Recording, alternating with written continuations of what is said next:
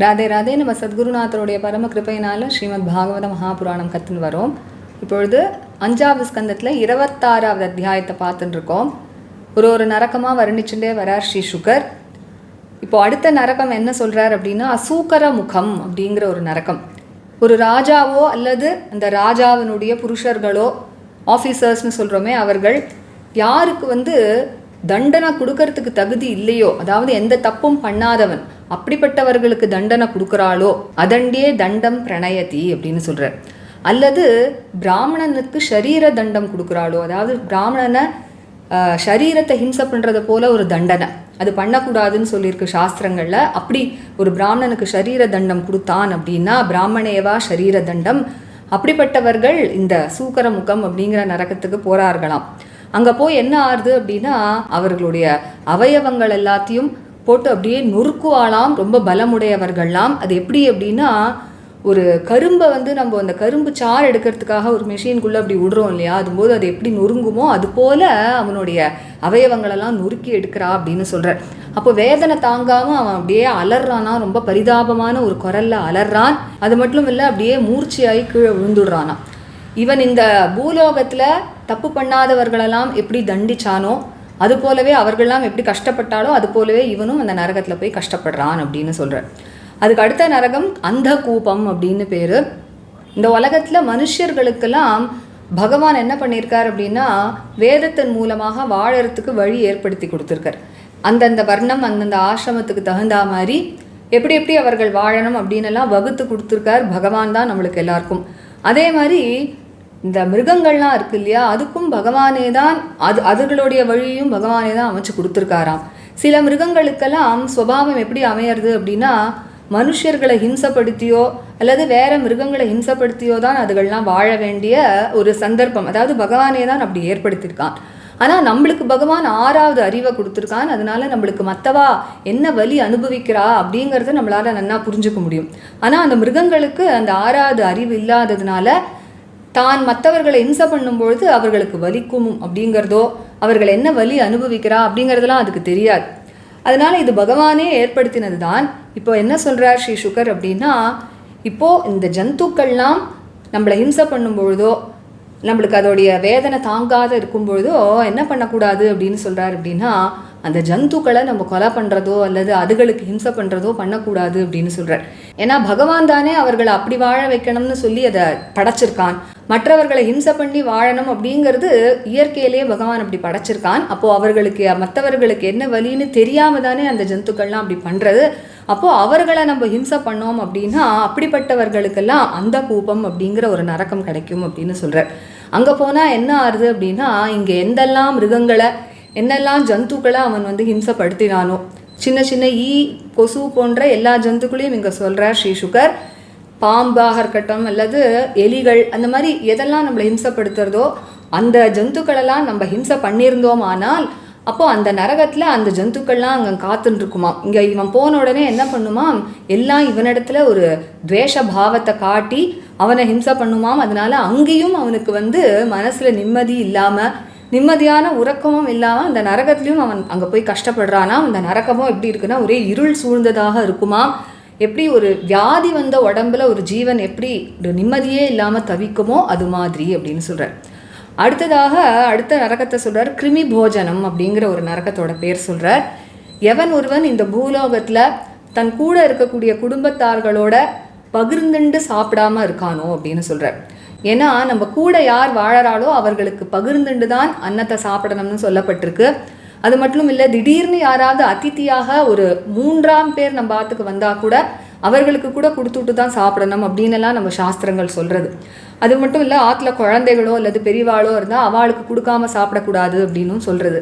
அது மாதிரி யார் தன்னுடைய ஆகாரத்தை யாருக்குமே கொடுக்காம தான் மட்டுமே சாப்பிட்றானோ, அது மட்டும் இல்லை 5 விதமான யஜ்ஞங்கள் அப்படிங்கிறது சொல்லப்பட்டிருக்கு மனுஷர்களுக்கு, அதை பண்ணாமல் சாப்பிட்றானோ அப்படின்னு சொல்கிறார். இந்த 5 விதமான யஜ்ஞம் என்னது அப்படின்னா, ரிஷிகளுக்கு நம்ம கடன் பட்டிருக்கோம், அதனால அவர்களுடைய கடனை தினமுமே நம்ம தீர்க்கணும். அது அவர்கள் பண்ண கிரந்தங்களையோ அல்லது புராணங்களையோ நம்ம பாராயணம் பண்ணுறதுனால அந்த கடனை நம்ம தீர்க்க முடியறது. அப்புறமா பித்ருக்களுக்கு நம்ம ஜலதர்ப்பணங்கள்லாம் பண்ணுறோமே, அது போன்ற கடன்கள், தெய்வங்களுக்கு அந்த தெய்வத்துக்கு பூஜை பண்ணுறது தான் நம்ம அவர்களுக்கு பண்ணக்கூடிய கடமைகள். அதே மாதிரி நம்ம கூட வாழக்கூடிய மற்ற மனிதர்கள், அவர்களுக்கு எந்த தேவையோ அன்னன்னைக்கு நம்மளுக்கு கண்ணில் யாராவது பசியோட தென்பட்டாலோ அல்லது யாருக்காவது உதவணும் அப்படின்னா உதவணும். அந்த மாதிரி நம்ம மனுஷர்களுக்கு. அடுத்தது 5வது என்ன அப்படின்னா, இந்த ஜந்துக்கள், நம்ம வீட்டை சுற்றி இருக்கக்கூடிய ஜந்துக்கள் ஏதாவது இருந்தது அப்படின்னா அதுகளுக்கும் ஆகாரத்தை கொடுத்துட்டு தான் நம்ம சாப்பிடணும். இது போன்ற 5 விதமான யஜ்ஞம் சொல்லப்பட்டிருக்கு. இதை பண்ணாமல் எவன் ஆகாரம் உட்கொள்றானோ அவன் இந்த கிருமி போஜனம் அப்படிங்கிற நரகத்துக்கு போறானாம். ஏன் அப்படின்னா வாயச சம்ஸ்துதா அப்படிங்கிற ஒரு காக்காய்க்கு சமமாக அவன் கருதப்படுறான் அப்படின்னு சொல்ற. அப்போ அந்த இடத்துல கிருமி போஜனம்ங்கிற நரகத்துல போய் என்ன பண்றான், எப்படி கஷ்டப்படுறான் அப்படின்னா, ஒரு பெரிய கிருமி குண்டம் அப்படின்னு சொல்றார். ஒரு பெரிய குளமாம், அந்த குளத்துல புழுக்கள்லாம் நிறைய நெளிஞ்சுன்னு இருக்குமாம். இது எவ்வளவு பெருசா இருக்கு அப்படின்னா 100,000 யோஜனைகள் பெருசாம். இந்த கிருமி குண்டத்துல இவன் ஒரு புழுவாக அங்கேயும் போய் நெளியறான் அப்படின்னு சொல்றார். அங்க நெளிஞ்சுட்டு என்ன பண்றான்னா, அங்க இருக்கக்கூடிய மற்ற புழுக்களையே அவன் ஆகாரமாக சாப்பிட்டுண்டு சில சமயம் இவனையே மற்ற புழுக்கள் ஆகாரமாக சாப்பிட்டுடுமாம். அப்படிப்பட்ட அந்த கிருமி குண்டத்துல போய் அவன் கஷ்டப்படுறான். எவ்வளவு வருஷங்கள் அப்படி கஷ்டப்படுறான் அப்படின்னா, எவ்வளவு யோஜனைகள் அந்த கிருமி குண்டம் பெருசா இருக்கோ, இப்ப சொன்னோம் இல்லையா 100,000 யோஜனைகள் அப்படின்னு, அவ்வளவு வருஷங்கள் அந்த இடத்துலயே இருந்துட்டு அவன் அப்படி கஷ்டப்படுறான் அப்படின்னு சொல்றார். எப்படிப்பட்டவன் அப்படின்னா, யார் இந்த மாதிரி யாருக்கும் பகிர்ந்துக்காம சாப்பிட்றானோ, இந்த யஜ்ஞங்களை பண்ணாம சாப்பிட்றானோ, அது மட்டும் இல்லை இந்த பூலோகத்துல இருக்கும்பொழுதே அப்படிப்பட்ட பாவத்துக்கு புத்திபூர்வமா ஒரு பிராயஷ்சித்தத்தை எவன் பண்ணிக்கலையோ அவன் அந்த மாதிரி அந்த நரகத்துல போய் கஷ்டப்படுறான் அப்படின்னு சொல்றார். இன்னைக்கு இந்த செஷன்ல நம்ம 16, 17, 18 அப்படிங்கிற இந்த 3 கத்தியங்களை நம்ம இப்போ கத்துக்கலாம். ராதே ராதே. கோபிகா ஜீவனஸ்மரணம் கோவிந்தா கோவிந்தா.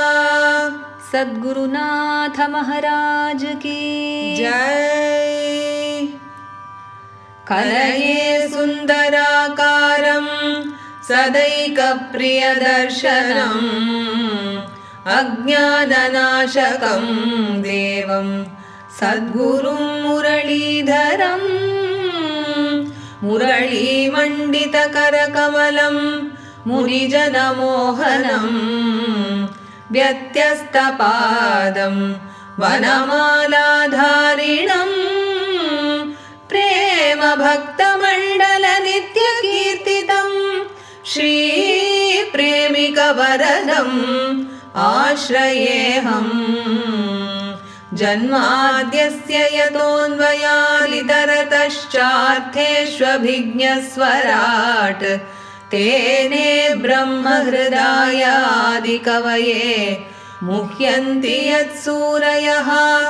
तेजो वारिमृदां यथा विनिमयो यत्र त्रिसर्गो मृषा धाम्ना स्वेन सदा निरस्तकुहकं सत्यं परं धीमहि.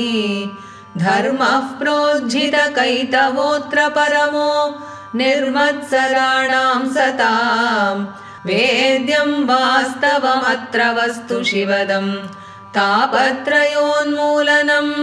श्रीमद्भागवते महामुनिकृते किं वा परैरीश्वरः सद्यो हृद्यवरुध्यतेऽत्र कृतिभिः शुश्रूषुभिस्तत्क्षणात् निगमकल्पतरोर्गलितं फलम् शुकमुखादमृतद्रवसंयुतं पिबत भागवतं रसमालयं मुहुरहो रसिका भुवि भावुकाः.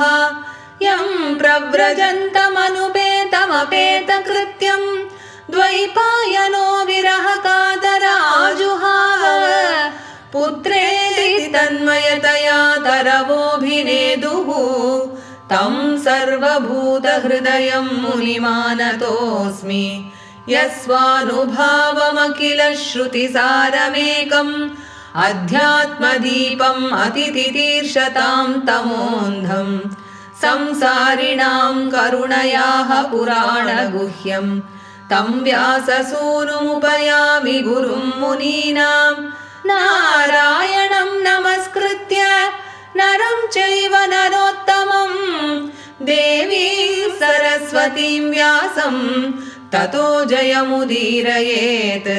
कृष्णाय वासुदेवाय देवकीनन्दनाय च नन्दगोपकुमाराय गोविन्दाय नमो नमः। कृष्णाय वासुदेवाय हरये परमात्मने प्रणतक्लेशनाशाय गोविन्दाय नमो नमः। नाम संकीर्तनं यस्य सर्वपापप्रणाशनं प्रणामो दुःखशमनः तं नमामि हरिं परम्। गोपिका जीवनस्मरणं गोविन्द गोविन्द सद्गुरुनाथ महाराज की जय।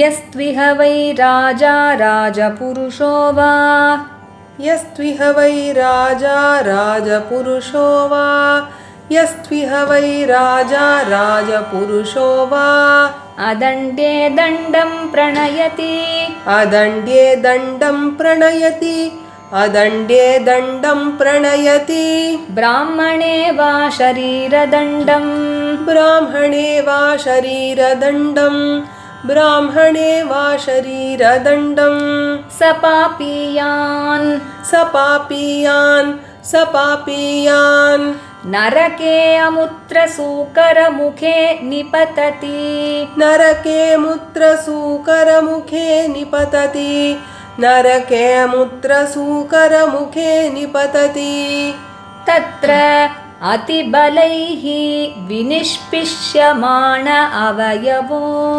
तत्रातिबलैर्विनिष्पिष्यमाणावयवो तत्रातिबलैर्विनिष्पिष्यमाणावयवो यथैव इह इक्षुकण्ड यथैवेहेक्षुकण्ड यथैवेहेक्षुखण्ड आर्तस्वरेण स्वनयन् आर्तस्वरेण स्वनयन् आर्तस्वरेण स्वनयन् क्वचिन्मूर्छितः क्वचिन्मूर्छितः क्वचिन्मूर्छितः कश्मलम् उपगतो कश्मलम् उपगतो कश्मलम् उपगतो यथैव इह अदृष्टदोषा उपरुद्धाः यथैवेहादृष्टदोषा उपरुद्धाः यथैवेहादृष्टदोषा उपरुद्धाः यस्त्विह वै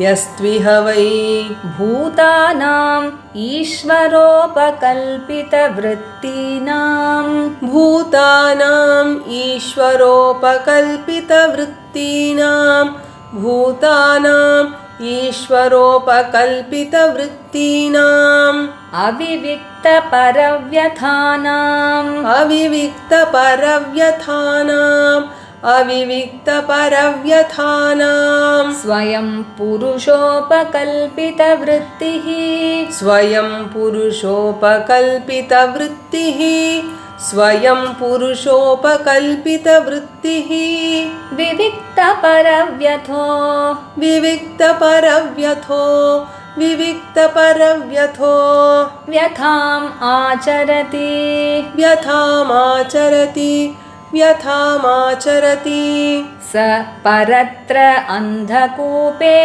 सपरत्रान्धकूपे सपरत्रान्धकूपे तद् अभिद्रोहेण निपतति तदभिद्रोहेण निपतति तदभिद्रोहेण निपतति तत्र हासौ तैर्जन्तुभिः तत्र हासौ तैर्जन्तुभिः तत्र हासौ तैर्जन्तुभिः पशुमृगपक्षि सरीसृपैः पशुमृगपक्षिसरीसृपैः पशुमृगपक्षिसरीसृपैः मशकयूका मत्कुणमक्षिकादिभिः मशकयूका मत्कुणमक्षिकादिभिः मशकयूका मत्कुणमक्षिकादिभिः ये के चाभिद्रुग्धाः ये के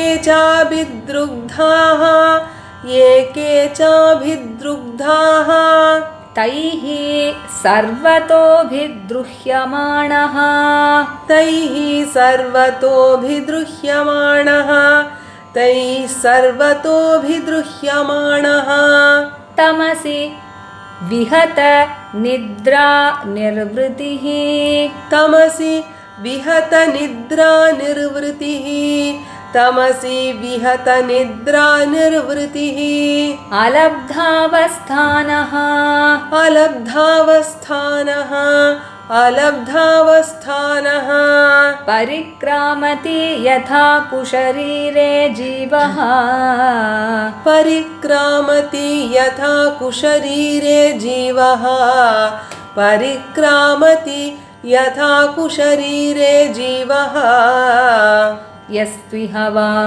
यस्त्विह वा यस्त्विह वा असंविभज्य अश्नाति असंविभज्याश्नाति असंविभज्याश्नाति यत्किञ्चन उपनतं यत्किञ्चनोपनतम् यत्किञ्चनोपनतम् अनिर्मितपञ्चयज्ञो अनिर्मितपञ्चयज्ञो अनिर्मितपञ्चयज्ञो वायस संस्तुतः वायससंस्तुतः वायससंस्तुतः स परत्र कृमिभोजने नरकाधमे निपतति सपरत्र कृमिभोजने नरकाधमे निपतति सपरत्र कृमिभोजने नरकाधमे निपतति तत्र शतसहस्रयोजने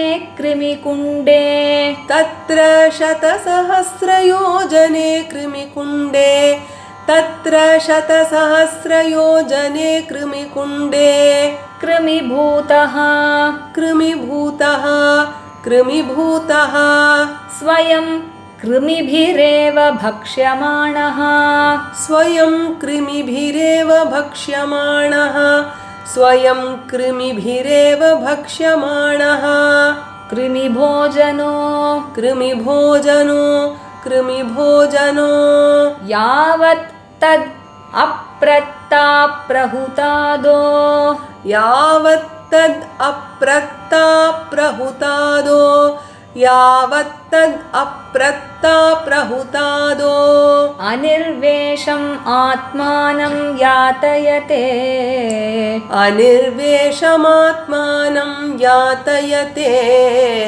अनिर्वेशम् आत्मानं यातयते 16, 17, 18 இதை சேர்ந்து படிக்கலாம்.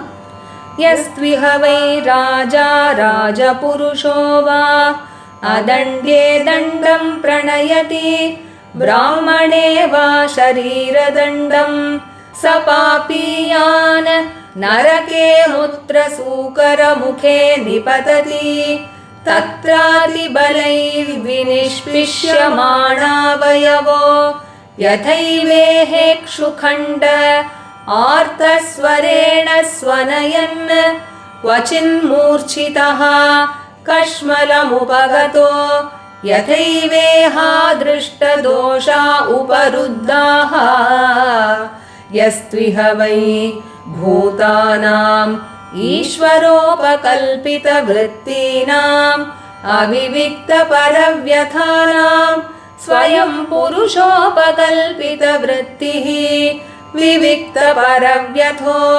यथामाचरति स परत्रान्धकूपे तदभिद्रोहेण निपतति तत्र हासौ तैर्जन्तुभिः पशु मृग पक्षी सरीसृपैः मशकयूका मत्कुण मक्षिकादिभिः ये के चाभिद्रुग्धाः तैः सर्वतोभिद्रुह्यमाणः तमसि विहत निद्रा निर्वृतिः अलब्धावस्थानः परिक्रामति यथा कुशरीरे जीवः यस्त्विह वा असंविभज्याश्नाति यत्किञ्चनोपनतम् अनिर्मितपञ्चयज्ञो वायससंस्तुतः स परत्र कृमिभोजने नरकाधमे निपतति तत्र शतसहस्रयोजने कृमिकुण्डे कृमिभूतः स्वयं कृमिभिरेव भक्ष्यमाणः कृमिभोजनो यावत् तत् अप्रत्ताप्रहुतादो अनिर्वेशमात्मानं यातयते। श्रीहरये नमः श्रीहरये नमः श्रीहरये नमः। गोपिका जीवनस्मरणं गोविन्द गोविन्द सद्गुरुनाथ महाराज की जय. இன்னைக்கும் நம்ம படிச்ச ராகம் ஆரபி. அடுத்த செஷன்ல இதுக்கு மேல இந்த அத்தியாயத்தை கத்துக்கலாம். Radhe Radhe. Radhe Radhe. By the grace of our Guru Maharaj, we are learning Srimad Bhagavatam Mahapurana, and now in the 5th skanda we are learning the 26th chapter. We have been seeing how Sri Shuka has been describing about all the narakas. So further in this chapter he talks about the next naraka, which is called as Sukara Mukha. He says, if any king or his officers, they inflict punishment on an innocent person who is not guilty of any crime, adande dandam pranayati, or if they inflict physical punishment, that is corporeal punishment, on a brahmana, which is totally prohibited. Even if a brahmana commits a crime, it is said that he must not be punished physically. So he says brahmaneva sharira dandam. Then such sinful persons, they go to this naraka called Sukara Mukha. There what happens is his limbs are being crushed by people who are very, very powerful. Like how he says, he gives an example, like how a sugar cane is being crushed in a machine to get its juice. And then because of pain, he cries out aloud in a very, very pitiable tone, and he also swoons at every step and suffers a lot, like how the people who were not guilty of any crime were being punished by him in this world, he says. So the next naraka is then the Andhakupa. Shri Shuka says men in this world have been assigned ways of living by Bhagavan himself through his Vedas according to their Varnas and Ashramas. So according to the Varna and Ashrama, Veda prescribes a way of living for each and every individual, and also men have been endowed with the sixth sense, that is they know the pain of others.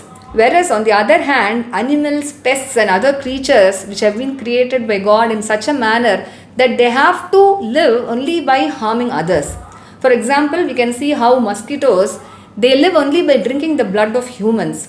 Similarly, snakes also harm others, and there are some animals who have to live like that. It is also created by God. So Shri Shuka says it is God's own will that they have to live like that. And moreover, these animals, they do not have the sixth sense. That is, they do not know the pain of others, and they also don't know that they inflict so much pain on others for their livelihood. So that being the case, if men kill or harm such creatures just because they are causing harm to men, then that is said to be a sin by the Shastras.